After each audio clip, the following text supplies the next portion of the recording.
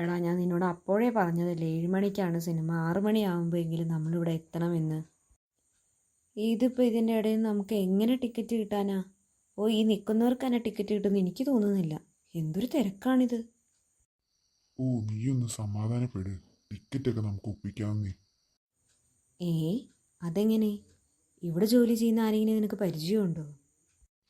പരിചയമൊന്നുമില്ല, പക്ഷെ നമുക്ക് ഒപ്പിക്കാന്നേ. അതെങ്ങനെയാടാ?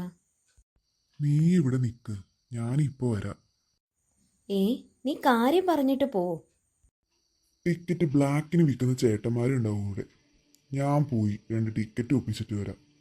കുറച്ച് രൂപ അധികമാവുന്നല്ലേ ഉള്ളൂ, അത് ഞാനങ്ങ് എടുത്തോളാം. എന്തായാലും ഞാൻ കാരനാണല്ലോ വൈകിയത്. അയ്യോ, അതൊന്നും വേണ്ട. അതിനിപ്പോൾ എന്താടാ?